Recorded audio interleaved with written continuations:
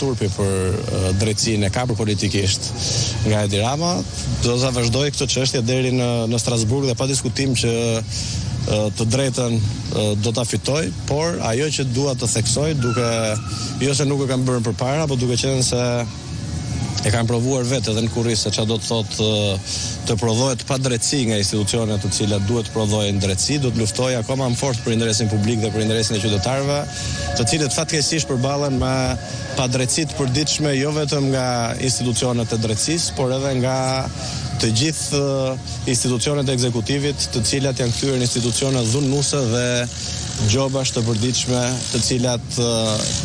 i kanë lëkurë qytetarët e Republikës. Ndoj betejë juaj me drejtësinë deri këtu në këtë moment që ka përfunduar edhe në gjykatë lartë, apo do shkoni në gjykatat ndërkombëtare? Betejë ime me drejtësinë është në rrugë sipër, që mos them sapo ka filluar, se do më në një gjë tjetër. Nga pikpamja formale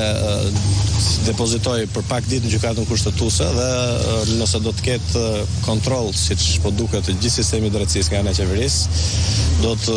depozitoj në Strasburg të gjithë ankimimin për këtë çështje dhe jam i bindur në fitore, por përtej kësaj unë mendoj që gjithë secili, unë po